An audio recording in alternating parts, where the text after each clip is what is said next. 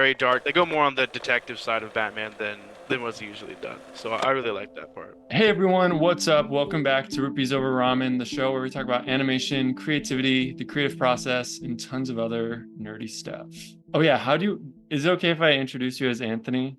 Or Yeah, Anthony's okay, perfect. Yeah. sweet. Yeah. So I'm here with Anthony. We are talking about like art and animation. Anthony's also super into like art and Batman, as I see from Yeah, I love Batman. Batman's been like I don't know, he's been just one of my favorite characters, growing up, and so like the Batman animated show was I'd watch, when I was a kid, and Batman Beyond and stuff. And so that yeah, Batman's been a big uh I don't know, I'm a big fan of Batman. Yeah, that's cool. I've seen a little bit of Batman Beyond. It's a very different Batman show, very different tone than like the original Batman. It is. But it's really cool, especially how I think they got Kevin Conroy for that to do the voice of like the older version of Batman, which I hmm thought was pretty sweet. Yeah. I was like Batman Beyond because of how different it was from Bruce Wayne's Batman. But at one point, Warner Brothers was working on the same people who worked on the Spider-Verse was working on a Batman Beyond movie, kind of the same style. And I mean, I love Spider-Man into the Spider-Verse. Like the style is just so amazing, Yeah, and it would have been really cool. The project ended up getting shelved, but they released a couple images like tease it, and it was really cool looking. So yeah, no, I bet. Yeah, I am a huge fan of Spider-Man. I have been since I was like a little kid, and the like Into the Spider-Verse movie and then Across the Spider-Verse, like they've just the animation and the story and everything is just like perfection. So seeing a Batman Beyond story with that would be super cool. Like I think it would lend itself very well to that animation style. yeah. Kind of like on different frames and kind of like snappy animation, lots of dynamic angles and impact frames and stuff like that. That'd be pretty sweet. I thought so too. That's cool. That's cool. So do you have a favorite like Batman? I don't I don't know if like because with Spider-Man you kind of have like the different actors that have played him. Have you seen like a lot of the movies, the live action Yeah, movies? yeah. I've seen a lot of live action ones. My favorite is the newest one, like the newest live action one with Matt Reeves and Robert Pattinson. Yeah, yeah, I yeah. just really love like the atmosphere. It's very different than what than the Christopher Nolan ones and the even older ones. Um, very dark, very more like they go more on the detective side of Batman than what's usually done. So I really like that part. That's cool. Yeah, that's what I was seeing. I was like, because I've talked to people about it. And it's like Batman's supposed to be kind of like the world's greatest detective, not just being like a crime fighter, but also be super smart and be able to like figure things out, like the mystery, like with the Riddler and stuff like that. So that's super cool. That's awesome. Yeah, I've seen the trailers for the new Batman movie, and yeah, you can tell like it's a different tone, like a darker, like more like brooding Batman tone and stuff. So that's cool. That's cool. Yeah. With I've seen some of like the drawings and stuff that you've done. You like doing a lot of like characters and stuff. What got you started in art? Like where did that start? So it's kind of a weird story. It takes me back to elementary school. Um, I was in I want to say fifth grade. We were given. It's kind of funny. We were given for school. We were given laptops, right? Those little mini laptops that we would like have at school for homework and like doing little lessons and stuff. And we could take them home as well. But I mean, obviously, it was a whole bunch of. I mean, it was a school that had a whole bunch of restrictions, so like you couldn't. There was a lot of things you couldn't do. Yeah. But what I would end up doing was I would watch. I didn't have. All we had was an Xbox 360 back then. That was what there was. A lot of game trailers were coming out at the time that I thought were really cool, like Assassin's Creed. This is like in their big like their heyday with like Brotherhood and Assassin's Creed 3, and then like Darksiders, but a bunch of other games. And so what I would do is I would go and I would watch the trailer for the game and then pause it at a part where I thought looked cool, put a piece of paper over the screen and trace it, and then that Oh was my well. thing. And so I go to school with like this traced drawing. People are like, "Oh, that's really good," and I was like, "Oh shoot, I like the way this feels." Yeah, yeah, When yeah, people are yeah, like, "Oh, that's a good yeah, drawing," I was like, "All right, yeah. cool." So I kind of kept doing that. Focused more on like I mean, video games is always it's kind of been a big part of like what inspires me, and so yeah, so it just kind of grew from there. I was like I really like drawing, and so I kept doing it. I took a bunch of art classes in middle school, high school. Decided that's where I kind of want to go with my career. It's just been kind of I don't know, like once that like that first initial like oh this is really cool, people like this. Yeah. I was like it just felt like all right, this is where like I'm set, this is what I want to do. Like nothing really has like come up to where I was like oh I'd rather do this instead. Like drawing has always been like we're gonna do this, and specifically for video games, you know, so moving into like the 3D style, like the 3D animation stuff like that, so it's gonna be, you know, that's kind of a hard transition to make. With like video games and stuff and 3D animation. It was reminding me of like when I did art, like I did a little bit in high school. I took an art class and I was kind of that kid during lunch that would have my sketchbook and I would just be like drawing whatever and stuff, just kind of in my own world. And art was one of those classes where there was a drawing I did of like this room that was kind of like Nintendo themed. There's like a bean bag that was shaped like a mushroom and Mm. like item blocks and like I think I had a Wii in it, even though I didn't have a Wii at that time. It was like it was a fantasy. And that was really cool to see that. And I still have that drawing. It's really cool looking back at that and just that. I really like art that kind of has a little bit of myself and kind of like my passions and the things I'm really into it. So that's pretty sweet. Yeah, I love incorporating like, you know, like my passions into my art. You know, it's hard to like learning to draw new things like anatomy and all that is hard when you're drawing something that you don't like. Like I find it easier to like study perspective when I'm drawing, I don't know, like a fight scene or something that I think is really cool, as opposed to like just copying a bunch of eyes and a bunch of, you know, legs on a piece of paper. Yeah, yeah. No, that makes sense. That's a good point. Like doing it in a way that's enjoyable for you and something that you're into.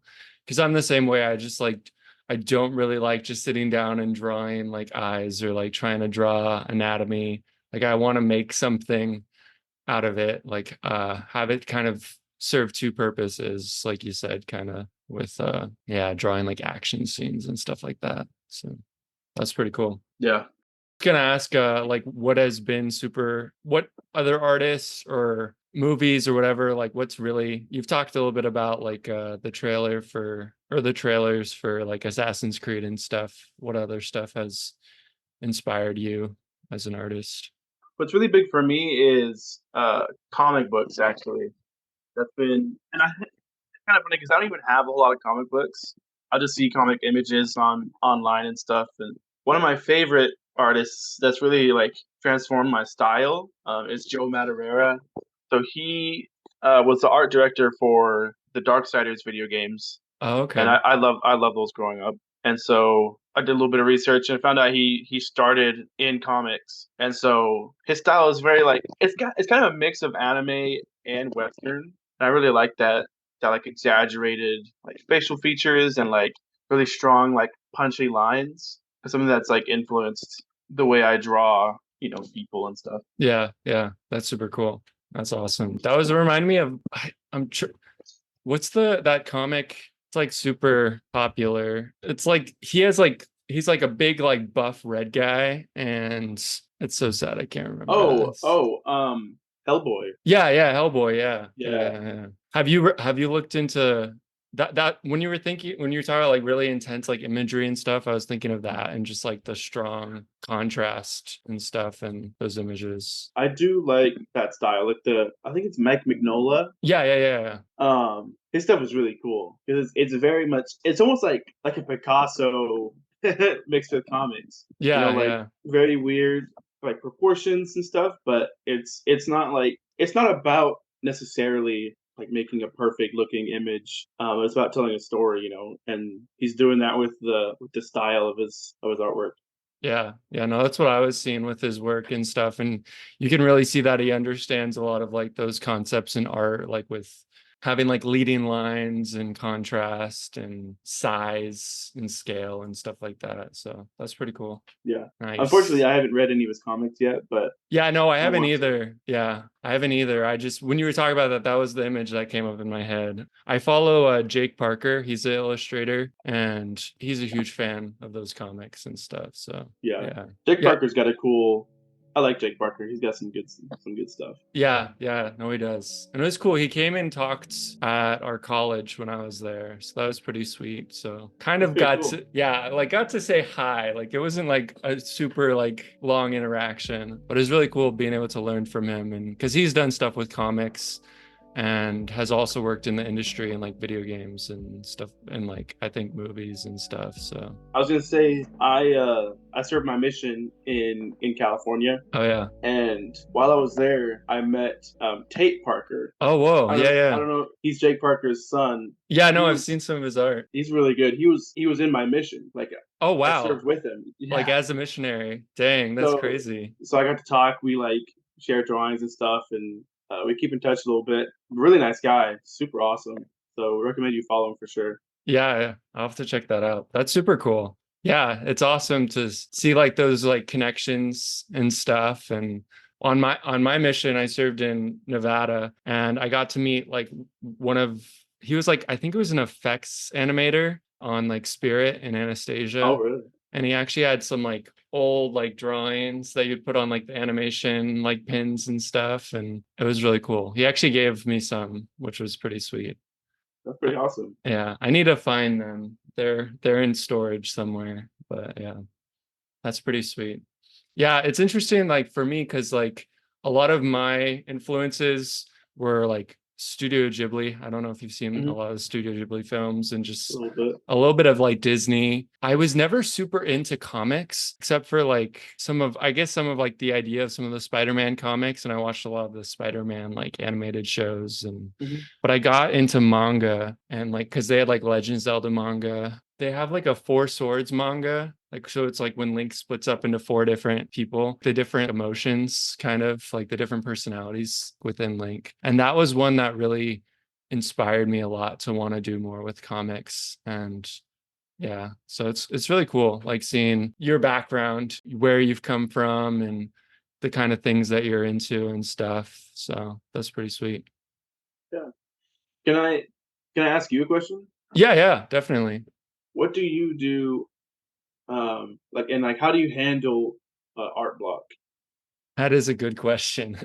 I'm still learning a lot.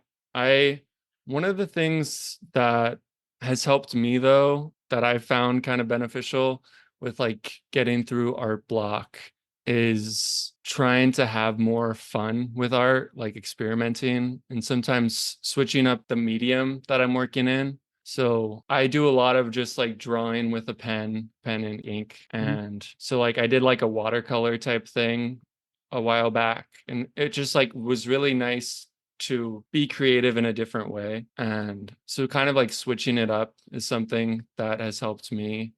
Also just like taking breaks to be inspired, and to Jake Parker talks about like filling up your creative bank account, or kind of filling up this well of creative inspirations that you can like pull upon. And that's definitely something that I've tried to do. So like watching, if I'm not feeling super creative, watching like a Studio Ghibli film or watching some like new animated show or something, or reading a book, trying to seek for inspiration in some way. It's interesting because I think there's a difference that I'm trying to figure out too with like creative block and like creative burnout. And sometimes I feel like maybe I'm just burned out because I've just go, just especially in college studying art. I was just doing it constantly and lost a little bit of that fire. And I've been trying to get that back. Trying out different things has helped me though. Yeah, just kind of listening to myself and what I feel like if I need to take a break, that I'm willing to take that break. For sure. Yeah, I mean, it's hard to art block's kind of a weird thing because it's unique but not. Like a lot of artists have artist block or creative blocks and stuff, and I do agree it is different from creative burnout. It's like when creativity becomes your job, then it can very easily become like disheartening and hard to think creatively. I do a lot of the same things that you do when I feel art block. You're like, oh, go read a comic, watch a movie, whatever like gets me excited to draw. Just doing that thing, you know. I do enjoy switching up mediums. You know, sometimes it's fun to draw with just pen. You know, if you don't can't erase. You know, got a whole bunch of different Yeah. things that different rules you follow. Yeah, art block's interesting. Yeah. Yeah, I know it is. I'm still learning a lot too. Yeah, it's interesting because I studied art and looking to get a career in art, but I'm trying to find something that's going to be sustainable and that it's going to be a healthy thing Yeah. that I can enjoy it. So right now it's actually been really nice to just kind of work part-time and then do art for fun and not have to be making something from it. Because there's like a whole thing with like conventions and stuff and being a convention artist. And I think that'd be really cool at some point down the line. But right now it's a little like stressful to think about like making prints and like stickers and stuff like that. But I think it'd be really cool. I do really like stickers, and I think it Yeah. could be a cool thing to try out. Yeah, when I was in high school, we had in my art class, we had a guy come to our class, an alumni from the high school. He had taken that very same art class, the very same teacher, and was telling us how, like, what he's been doing. And his name's Tyler Lamp. The Lamp is spelled a little weird, but he's got, his style is very, like, macabre, Okay, very gotcha. dark and kind of dingy. But it's really cool. And that's where he makes most of his money is from conventions and selling shirts, posters, you know, prints and stickers and stuff. It's really cool to see. Like I follow him on Instagram and he shares his like story with it, and he just goes to a bunch of conventions, and like you wouldn't, most artists don't know his name, and you wouldn't, like, you don't know who this guy is, but you see him at a convention like, oh, I like the way that looks, I want to buy that. And I don't know, it kind of goes back to what I was saying earlier of like drawing what you like to draw, you know, sell the things that like you would buy, you know, like I draw this thing and I'm not gonna change the way I draw or the style I draw to sell more. I just want to sell the stuff I make. Yeah,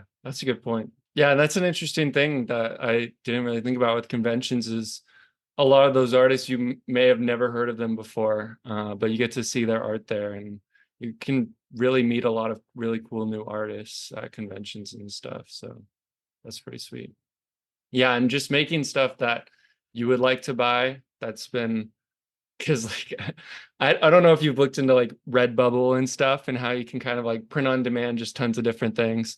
And like Mhm. I've tried that, but I'm like, I really want to figure out the things that I would buy because like I wouldn't really buy a mug or like even a lot of Yeah, even a lot of prints. Like I don't know if I would buy them unless it's an art piece that I really like. And the things that I found that I do like are kind of like stickers is one of those things, and maybe pins and keychains and stuff, small little things that you can carry around and but aren't like a huge investment. And I think there's definitely a market for that. So yeah. yeah.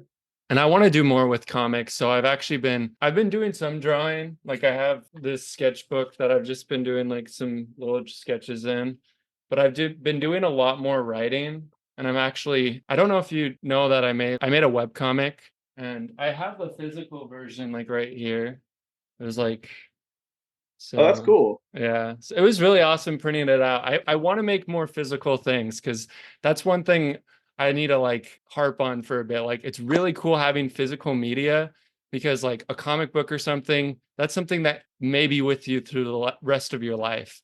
While like a social media post, you see it and it's gone the next day, basically. And it's just really cool having more physical media and stuff. So I think that would be, I've written some like the continuation of this story. I just need to figure out a way to illustrate it. Yeah, I'm talking with someone right now about working with him because he's an illustrator and possibly working together on that. But yeah. that's exciting. Yeah, no, it's interesting talking to him because he's like really into comics and he's like, well, you gotta figure out how many issues you want the comic to have and like how many pages and like the format, like the size of your comic. And you really want to have the script written out from start to finish so that you know where the story's going so you can build up to it. And something that he talked about that I didn't really think about was writing out the script of the comic. Not all of that's going to make it, adapting it to a comic form. Maybe not all of it's going to make it into the comic, Hmm. like visually. to simplify things and make things flow better. There's even editing even after you're done, like writing that first draft. Yeah. Comics are hard. It's a hard industry because like the heyday of comics is definitely past. Yeah. You know, like we've got all these movies of Marvel and DC, and comics just aren't as big anymore. But you can still make money. I mean, you can still make money with it. But yeah, I've never made a comic really, but I want to. It's something that I would like to do. I don't know. I feel like I've got some stories in my head that I would like to you know put down on a little graphic novel, but it's a large undertaking.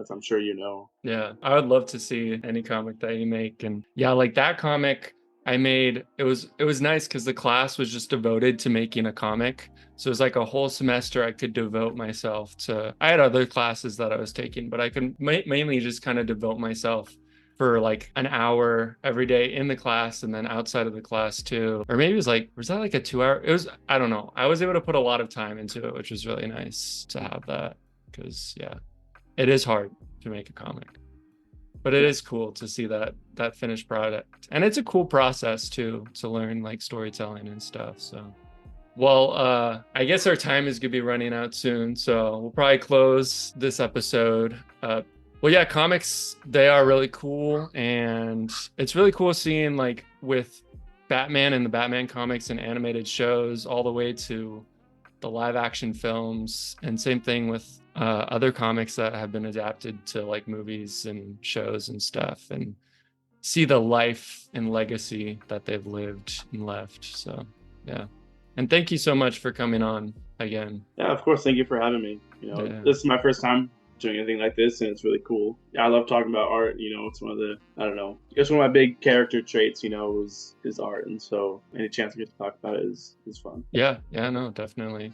And are there any like links that you want to leave for people to check out your art? Or Yeah, you go to my Instagram. My Instagram handle is actually my gamer tag. So it's Skull Sunderer, like skull as in obviously head, and then Sunderer as in like being crushed. yeah, At Skull Sunderer or Anthony Anderson. I post art there, fairly regularly. So you can sweet. check me out there. Yeah. And I'll put that in the show notes as well. And yeah, thanks again. And we will see you guys all later. Peace. Yeah. Have a good one.